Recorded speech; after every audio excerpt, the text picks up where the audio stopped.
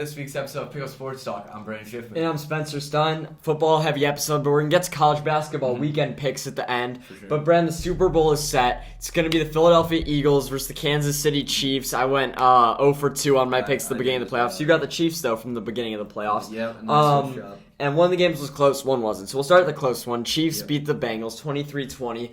I think the storyline of this game is questionable calls.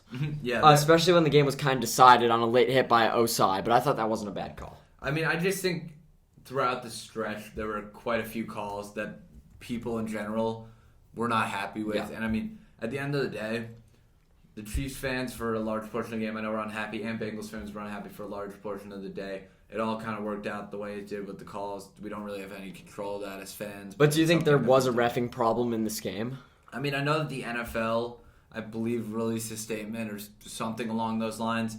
I personally don't think there's a problem. I just think in bigger games, there's more magnification of calls, specifically potential errors with calls. I think that there have definitely been games throughout this year, maybe even in the playoffs, that have had much worse refereeing, but because of the stakes of this game, it becomes that much more of a thing that people talk about. And it's not just the NFL. The NBA has a reffing problem, by the way. Looking at what happened to LeBron last Saturday night. But speaking of this game, I think what it came down to, in my opinion, the Joseph Osai late hit on Mahomes was a good call. And I think a lot of the calls in a vacuum aren't even bad. I mean, especially even looking at the call where the play happened and then they said, it was called dead. And then they reset it. And they reset it. The ref did run out in the field, try and blow his whistle during the play. And I think if that play ended up being a touchdown, they still would have redone it. But that being said, a lot of the close calls seem to go the Chiefs' way late. But I want to speak about the Joseph Osai hit because I know he got yelled at by his teammate, and I think that was horrible. I don't think you call him out when the game. He played a great game. He's a young player. He has a lot of potential.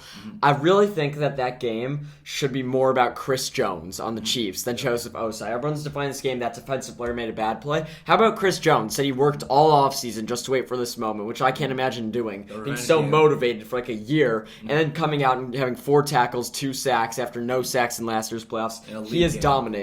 And I said this game would be decided at the line of scrimmage, and it really was.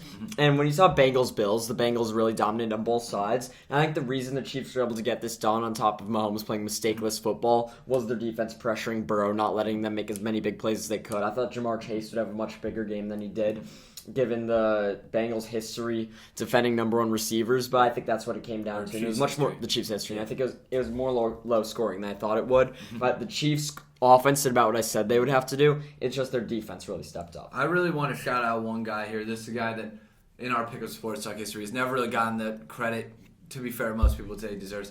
Marquez Valdes-Scantling. Yeah. He came into this role. I know that the entirety of the Chiefs' receiver corps seemed to be hurt this week. I mean, Kadarius Toney, Juju Smith.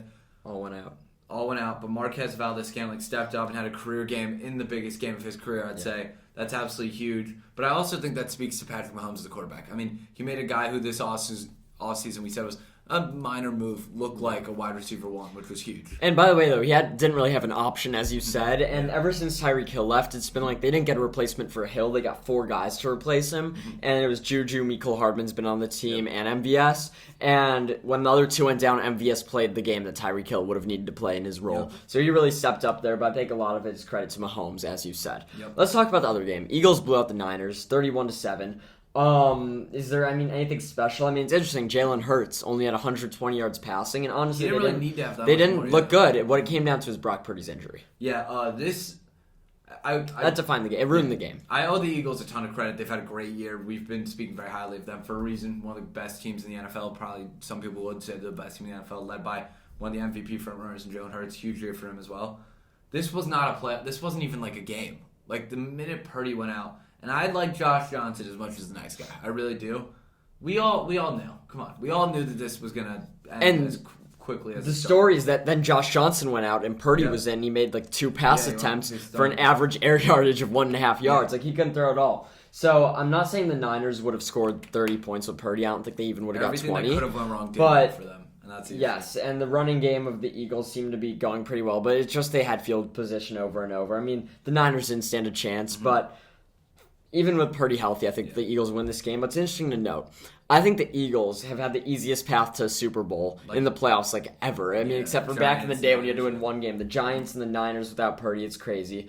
We'll talk about what the Niners QB situation should be going forward. But between the Eagles and the Chiefs, the Eagles have looked better, but they've had an easier path. Who do you think is favored, or who would you favor? We're not going to make picks this week. But. Yeah. I mean, I think it's going to be a great game. I know at one point it was legitimately a pick-up game from when the lines open. As of right now, like you said, Jalen Hurts didn't have that good of a game. Yeah. And I've been knocking the Eagles for a while now, but I think I got to go with Kansas City. I mean, at the end of the day, it really comes down to I think it comes down to how the Chiefs show up, and I think that's the biggest thing. And when the line opened and the Eagles were favored by a point or two, I was thinking, got to put money on KC because Mahomes has proven it more than Hurts. He's been there before. And Chris Jones is showing that they win the line of scrimmage over and over, and he gives the offense a chance to win the game for them. But realistically, looking at the Eagles, they're kind of more complete. Yeah, I mean, sure. The Chiefs' offense has a lot of injury questions at the receiver position. And even Patrick Mahomes, we don't know, is at full health, while that Eagles' defense has been much more dominant than the Chiefs' defense. They haven't been allowing teams to score in both their playoff games or the regular season. And they're well-rounded offensively. I mean, although I love Pacheco as much as the next guy, I think Kenneth Gainwell, Boston Scott, and Miles Sanders have one-upped their backfield. So I think the Eagles, it does make sense for them to be favored by about a point, but I'm not saying I'm picking them. Yeah, for sure. I completely agree. And it's kind of weird. There's not that much to say about these two games. I thought the first one was a lot about the refs. The kind of bigger question of Mahomes versus Burrow, I feel like was kind of ruined by both the refs and Mahomes' injury. But Mahomes, I'd say, still outplayed Burrow even with the injury. Sure, definitely through the air. He was just standing there in the pocket, taking hits when he had to. He even made the run when he had to at the end of the game. But the Eagles-Niners game, fully ruined by the injury. And I want to talk about the Niners QB situation in a second. But first, the biggest offseason news, I think Tom Brady retired again. And we're not going to give a whole speech. There's not much to say because it was last year. He's the GOAT. We said that last year. I want to ask you, what do you think his biggest moment was of his career? I mean, that's tough. I don't want to have a LeBron moment where I'm just so many moments, but there really, truly were. It was quite the career he had. I mean, I got to say, I wasn't even alive for this, but his first Super Bowl win when he was a 13-point underdog, I mean, that has to stand. I got to go with the 28-3 comeback, I think, against the Falcons. But I've seen that one, so I guess I'm a little biased. But there's not much more to say. I think the biggest impact's okay, Tampa doesn't have a quarterback now. Yeah, literally. And they're just another team in the mix. I know, and I didn't really think necessarily that he was going somewhere else. And I know Jeff Darlington of ESPN's reported a million times that it was always Tampa or retirement. So I really think the only big deal is now Tampa doesn't have a quarterback. I think I'm a big believer in trying to give someone who's never had a chance, maybe Kyle Trask, but realistically, I think they have to go pick up a guy. Yeah. The real biggest QB of the offseason, who now is the oldest quarterback in the NFL, is Aaron Rodgers. That's crazy. It is crazy to think about. The Packers are now saying they probably want to trade him. What do you think the future holds for Aaron Rodgers? I think it's a messy one. Here's what I mean by that. He's completely, like you said, the Packers are uninterested in them. He's uninterested. I mean, we don't know that yet. I mean, from what we're hearing, early reports are saying that, which means he's going. He said, you showed me a video. No, San Francisco. That was at Pebble Beach today. That was the team I kind of was interested in seeing him with. Because I was with a great quarterback, who knows what their ceiling is? But there's two sides to that. On the one hand, it's they don't really need a great quarterback, and they do have Trey Lance they want to give a chance. But on the other side, it's why give away draft? What do you need draft picks for when the team's pretty complete? Yeah, so when you have a loaded team like that, you don't really need it. And I don't think Rodgers can be that expensive on a 2-year deal at age 38 or 9. Yeah, I mean, it is crazy to think that he won the MVP last year, and now we're talking about him why not? Well, he's still probably going to be a top 10 in the NFL next season. I think the odds of what he does, 1 is traded, and I think it's by far. 2 is stay with Green Bay. 3 is retire. I don't see him retiring, but I really don't think he's staying with Green Bay, so I think the trade's inevitable. The only thing is we thought that last season. The real difference between last year and this year is that this year Green Bay has reason to move on. Last year is a 2-time MVP winner. They had all the reason to try and hold on. Now they're ready to move on. And they know they could get maximum compensation now. And honestly, I think the most realistic destination is the New York Jets. Yeah. They want a quarterback right now. They still, for some reason, believe in Zach Wilson. So maybe give him a year off behind Rodgers. I guess I don't see the problem with that. But the real domino that I think the first one to fall is going to be Derek Carr. Yep. Because Derek Carr, 3 days after the Super Bowl, begins to eat up cap in the Raiders system. So that if they can't trade him by then, they have to release him. Yep. So do the New York Jets go for Carr, go for maybe a more long-term guy who's average or not? Because that'll show a lot of cards. And I think they're all in on Rodgers. And maybe if Lamar falls, then Lamar. Yep. I mean, I think it could really go anyway. Now it's just what you said with Tampa, that's just another team in the mix too. Tampa still is an above-average roster. a lot of good offensive weapons. And like you said, they're probably not going to give Kyle Trask the keys. But by the way, I don't know if that would shock me if they went and got Aaron Rodgers for a few years like they did with Brady, because they definitely believe in Tampa Bay that this roster could win a Super Bowl. And if they got Tom Brady at age, 43, 44, had 3 good seasons, won a Super Bowl, if they could do the same with Aaron Rodgers, maybe even for longer, I think they'll take their chance that he's younger. So that wouldn't shock me, but I think those are the 2 destinations. And speaking of Lamar, I think the Ravens have to keep him, even if it takes the franchise tag, but I don't know if he'll play under it. Speaking of the Giants, though, I know a few weeks ago we were talking about the franchise tag. I don't know if they can afford to tag Danny Dimes. Too high of a tag. But yeah, the biggest domino to fall, I think, will be Derek Carr. Do you have a prediction there?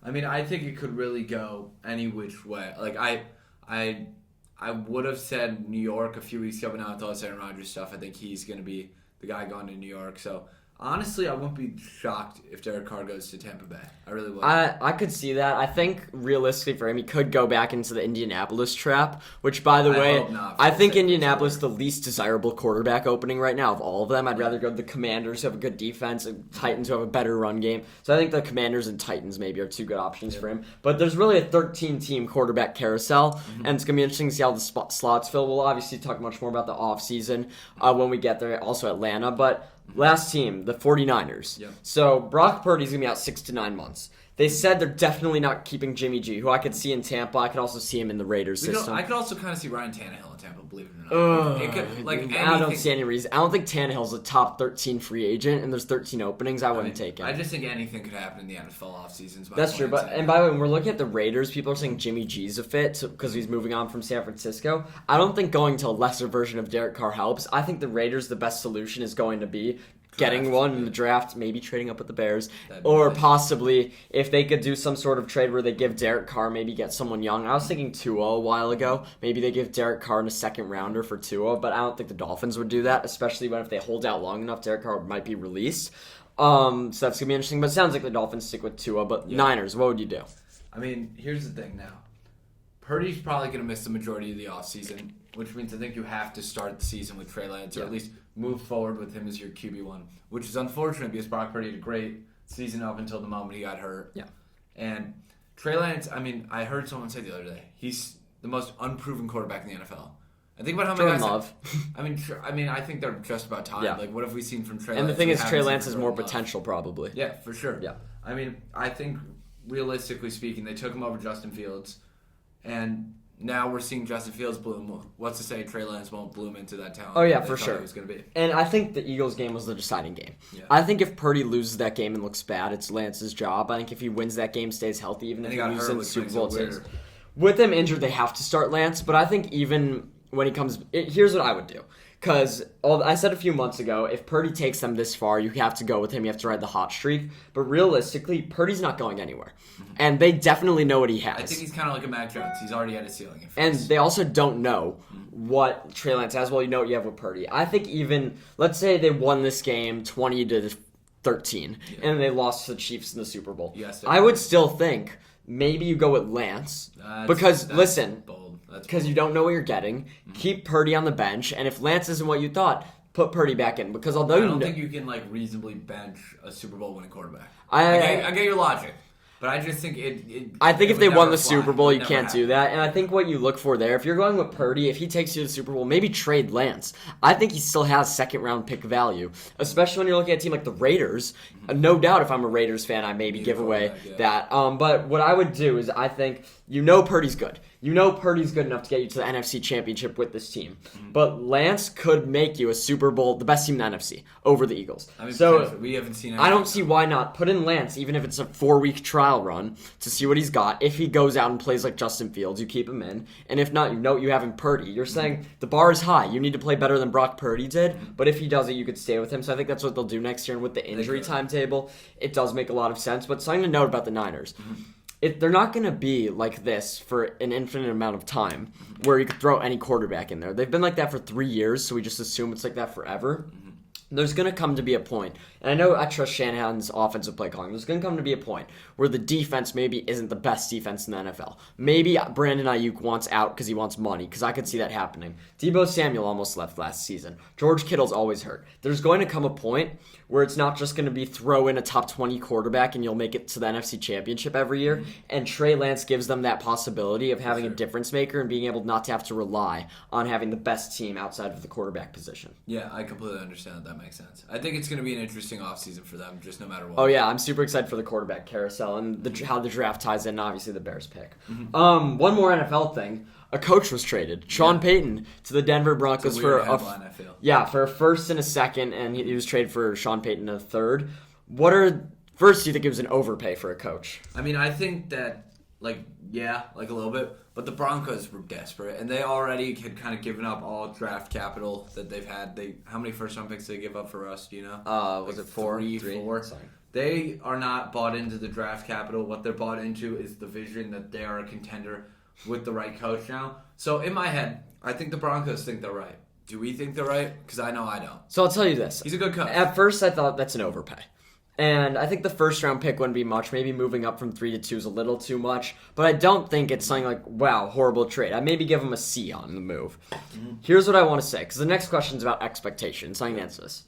My expectations for this Broncos team aren't too high.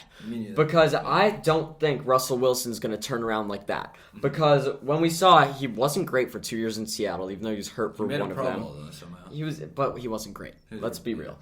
And he was horrible this year. And I don't know if you could blame all of that on Hackett. And when you're looking at their receivers, Jerry Jeudy might want out. We'll see what happens this offseason. Courtland Sutton's been meh. Their running game has been all right, but we'll see what happens with Javonte Williams coming back. So that's a big story. So their offense could be good, and they could be as good as we thought they might have been last year. And Sean Payton could get them there. But I realistically still don't think there's any world in which they're near the Kansas City Chiefs, the Los Angeles Chargers, the Jaguars, the Bills, and the Bengals, of course. I think you missed on one team there. I think that they have similar ceiling at least to Jacksonville.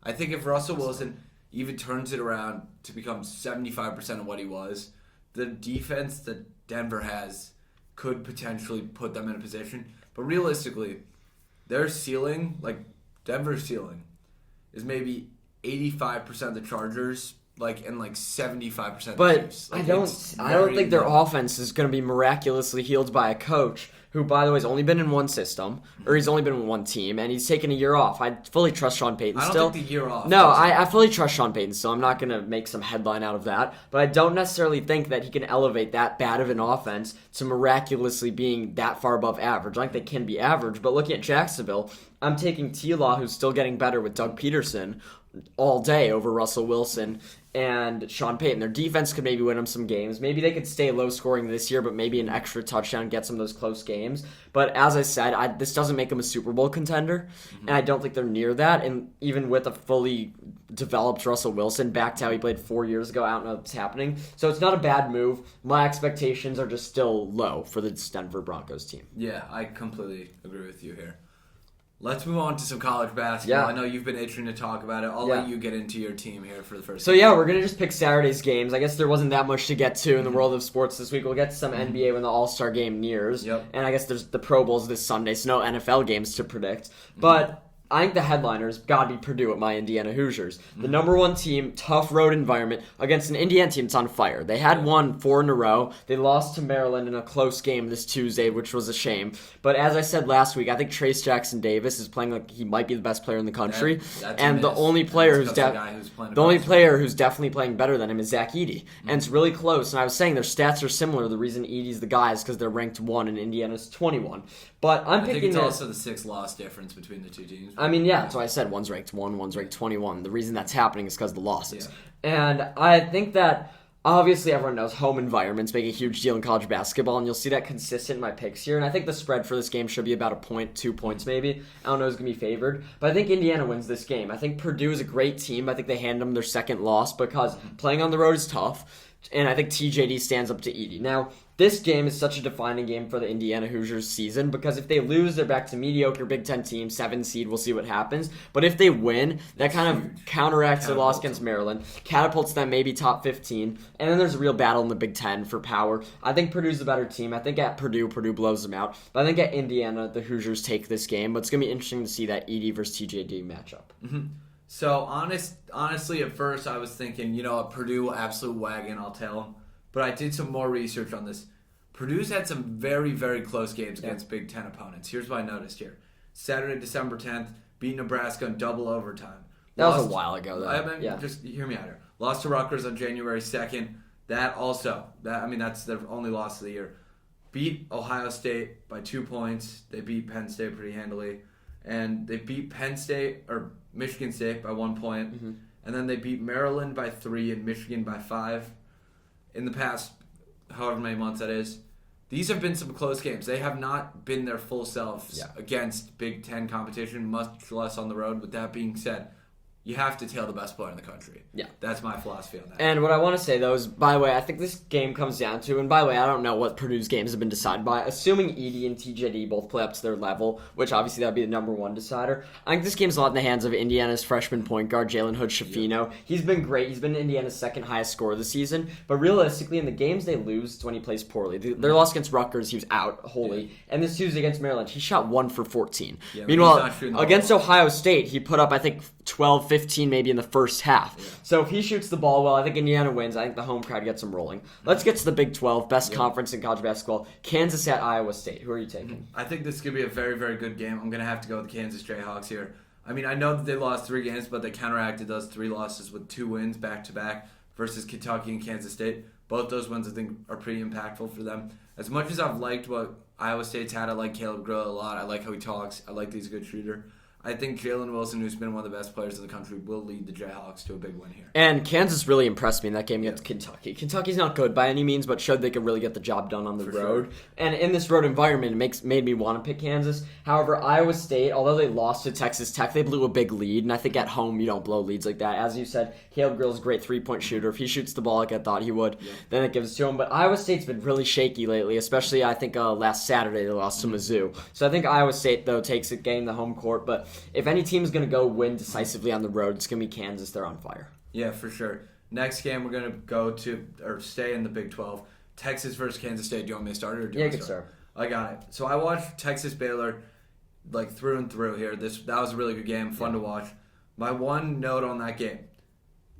Marcus Carr, Texas' senior point guard, did not have a very good game. He's been a bounce-back player all year. I think he's a huge game in this one. I think he leads the Longhorns to a big conference win against the Wildcats. I know that Texas currently is the number 1 seed in the Big 12, like interconference play. I think they really want to cement themselves here. I think Keontae Johnson has a really big game. He's been absolutely killing it recently. But I think overall Texas just has a level of depth that I don't know that Kansas State can compete you said with. You watched the Baylor-Texas game? Yeah. I did too, and Texas really impressed me. Yeah. Earlier on, Baylor was looking good, and I thought they'd win. But Texas just has so many scores. I really like Serge Jabari Rice. He's a stud. I wanted to shout him out. Yeah, he's an absolute stud. Timmy Allen, obviously the brother of, I think, Tommy Allen. I don't know. His brother dominated the tournament last year from New Mexico State. But once again, the home team, Kansas State's coming off an embarrassing road loss at Kansas. But when you saw them play Kansas at home, they beat them. It was a tough, hard-fought game, but they were the better team. Keontae Johnson, I think, has a big game. I think Kansas State, at home, sticking with the trend. And by the way, 3 road teams. How can you do that in college basketball? In college basketball, that's the common denominator. Take the home team. Auburn at Tennessee. Who are you picking? Auburn at Tennessee. I mean, like, logically speaking here, Tennessee, by all means, is the absolute wagon of this game. I mean, with that being said, a lot of wagons today. A lot of wagons today. Tennessee there's a reason they're the number 2 seed. They've beat some great teams. They beat the Texas Longhorns very recently at home. Saturday. Their only losses really, I mean, they lost to Kentucky, which was a bad loss for them. I did not think they were going to lose that game. They lost to Colorado and they lost to Maryland, or I mean not Maryland. And Arizona's 13 seed. So yeah, I think that they've had some like key losses, but there's a reason they are where they are right now. So on the one hand, there's kind of the curse of the number 2 team in the country. The number 2 team in the country has lost a record high this season, and that's Tennessee. And last night, they lost to Florida, who the only player I could even name on that team is Castleton, who did have a big game, but that was on the road. And I know at home they lost to Kentucky, but they're not doing that to Auburn. Auburn, I actually think, is a bit overrated. I forgot who I watched them play last week, but they did not look good to me. Against Georgia, they did look good. West Virginia, they blew a lead on the road, and Auburn hasn't shown me they can win on the road necessarily. They're a very deep team. I think Tennessee's just much better, and in that environment, they'll end the curse of the 2 seed. And after last Saturday winning at home big, I think they do it again this week. 4-0 on the home teams. Last game, Gonzaga at St. Mary's. Who are you taking? I'm going to take the away team once more. 5. I'm going to take the Gonzaga Bulldogs here. Here's the thing, right? Gonzaga is a team that I really like, as our friend Luke said before the season. Yeah. They're one of the teams you just kind of see in the rankings. You never really track them out, though, and then you expect them to crash and burn in the tournament. With that being said, they have a weirdly high amount of losses this year. I mean, they're not that good this year. They're just not the same team. Drew Timmy's still up there, but the team isn't playing collectively. They don't have their great guard that they've had in the past years. The Andrew Nemhart, the Jalen Suggs. Yeah. And that, I think, is problematic. With that being said, I mean, I think the fact that they're like legitimately underdogs in this game, or at least ESPN's odds tracker, whatever, BPI. take that with a grain of salt, has them as underdogs. I have to take them. It's rare you see a Gonzaga team as an underdog, and that's a team I kind of want to root for here. I mean, few things. First, they just haven't been dominating this season as usual. So that's the number one thing. Lost to Loyola Marymount at home, which snapped a huge streak.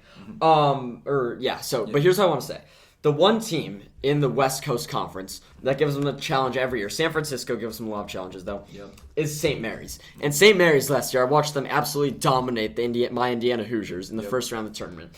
And they don't have known players. They just have a stack of guys who are all kind of clones of each other. I feel like they always have a lot of like Australian guys who play collective basketball, and they play good. They're a well-coached team. I know with St. Mary's, just looking at I haven't watched them this year. I'll admit it, I haven't watched them. But knowing that they have that every year, and they do have a good record, and they are being recognized, makes me know that they are following that method successfully. So when they're doing that, when they're playing at home, when I've watched a lot of Gonzaga, and they haven't looked good, I will take St. Mary's out all day. That's complete opposite on 5 picks. Never expect that. I give myself a huge edge just by taking the home teams. They should always be favored. My Indiana Hoosiers will beat Purdue this weekend.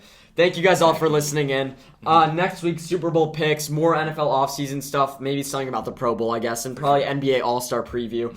And big Saturday in college basketball. For sure. We're definitely going to be tuning in. We hope you guys are too. Thank you so much for thank you so much for all the support. Make sure to like, comment, and share with a friend. Yep, thanks.